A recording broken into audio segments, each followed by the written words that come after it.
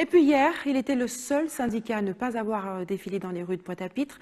La CFDT a ainsi préféré mettre en place ce jour-là une conférence pour parler de l'avenir du logement social en Guadeloupe. Pourquoi cet isolement et quelle est sa symbolique? Henri Berthelot est avec nous ce soir pour en parler. Henri Berthelot, bonsoir.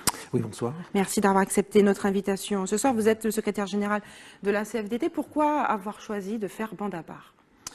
Enfin, nous, on peut dire bande à part, c'est un grand mot. Vous n'y étiez pas. Oui, on n'y était pas, c'est tout à fait.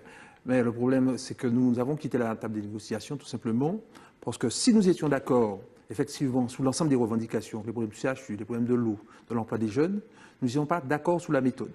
Ce que nous voulions, c'est d'abord qu'il y ait un Grenelle social. Ça veut dire une table ronde avec l'ensemble des acteurs pour les mettre devant leurs responsabilités. Et suite à cette responsabilité, en faisant ce travail, il n'y a pas de réponse, à ce moment-là, nous rentrions dans une grève générale. Parce que le 1er mai, c'était une histoire à deux coups. Ça veut dire on fait le 1er mai, et dans la dynamique, on faisait également le 3. Mais le 1er mai, c'est avant tout un jour symbolique, justement célébrer toutes les luttes des syndicats. Tout à fait, c'est un jour symbolique, donc on a bien fait une manifestation symbolique. C'est aussi fort que la CFDT ne prenne pas part à ce défilé. Qu'est-ce que ça signifie? Ça signifie tout simplement que nous sommes en désaccord sur les méthodes. D'accord? Voilà, qu'est-ce que vous dénoncez de façon concrète, Henri Berthelot? Ce qu'on dénonce tout simplement, c'est que nous voulons qu'il y ait un dialogue social dans ce pays. On ne pourra pas régler les problèmes seulement en dénonçant. Il faut un dialogue social et impliquer les acteurs. Tous les acteurs doivent être impliqués aujourd'hui dans la situation dans laquelle nous sommes. Donc, c'est bien d'aller faire un grand défilé, de manifester, c'est formidable, c'est le 1er mai. Mais le 1er mai m'impliquait également dans le 3 mai. Moi, je n'étais pas le 3 mai, donc j'ai préféré, depuis le 1er mai, ne pas rentrer dans la dynamique. Donc, par contre, je vous dis que je suis tout à fait d'accord sur les revendications, je suis tout à fait d'accord qu'il faut faire les choses.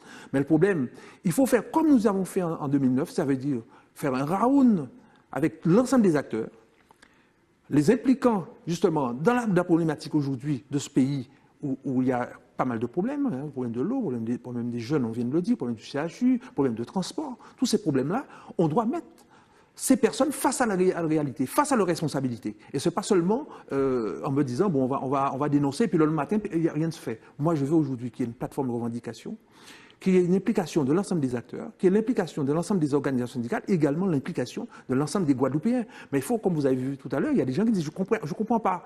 Donc il faut qu'on aille expliquer aux gens les problématiques et ce qu'on veut faire. Et le problème, c'est dans le dialogue social qu'on peut le faire. Alors nous constatons que bon, l'ensemble des organisations syndicales disent que le dialogue social, c'est une connerie.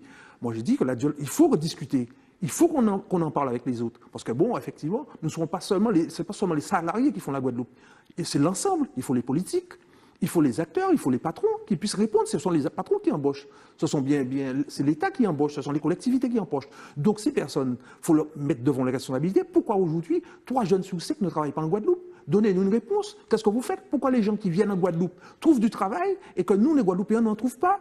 Donc ces questions doivent être posées à ces personnes directement.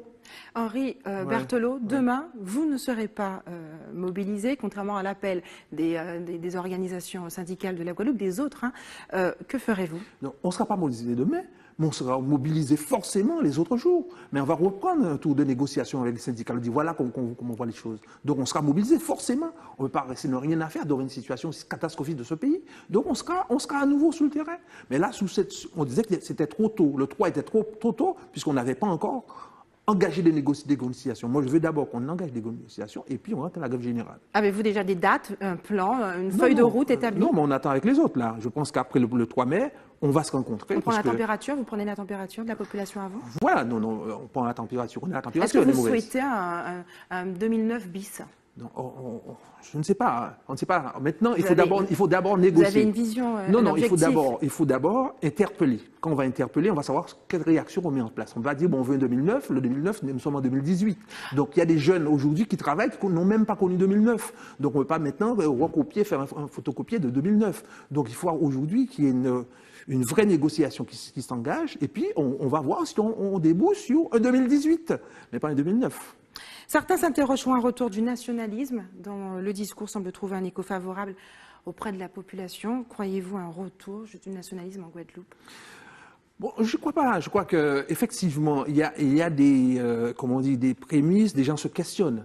Mais le problème aujourd'hui, il ne suffit pas de dénoncer, il faut aussi faire des propositions. Quand direz-vous à un Guadeloupéen qui vous dit d'accord, c'est bon, on va prendre le pouvoir, mais comment on va faire demain? Il faut déjà des explications avant. Avant de prendre le pouvoir, il faut expliquer comment on va faire. Comment on va sortir ce pays dans le marasme? Il y a beaucoup de pays autour de nous qui sont indépendants et qui ne sont pas mieux que nous. Soyons sérieux. Donc, ce que nous disions aujourd'hui, c'est vrai qu'il y a des vraies questions qui se posent dans ce pays, des questions politiques qui se posent aujourd'hui. Mais bon, c'est pas on n'y va pas comme ça. On ne met pas un pays indépendant comme ça. Il faut vraiment qu'il y ait vraiment une négociation avec le peuple. Il faut des choses, il faut des propositions. Attendez, il faut construire tout ça. Et ça, ce n'est pas construit. On n'est pas seulement dans la dénonciation. C'est bien de dénoncer. Mais aujourd'hui, qu'est-ce que vous proposez? C'est ça. Que proposez-vous? D'accord, on dénonce, que proposez-vous? Bon, voilà. On a là, voilà les problèmes de l'eau. D'accord, mais qu'est-ce qu'on propose? Est-ce que nous, en Guadeloupe, on pourra financer le problème de l'eau seul? Non. On ne pourra pas le faire tout seul. Donc on attend des fonds de l'Europe. Donc il faut impliquer également les acteurs, les Européens. Je prends un exemple. À la Réunion, ils ont fait la route des Tamarins qui leur a coûté 2 milliards, financée par l'Europe. D'accord? Nous sommes toujours dans des situations, vous voyez le transport, où les routes sont défoncées. Ils sont en train de faire maintenant une voie de 6 km sur la mer, qui leur coûte encore 2 milliards. Ça fait 4 milliards qu'ils ont reçus de l'Europe, 4 milliards de l'Europe en 10 ans. Nous, où en sommes-nous?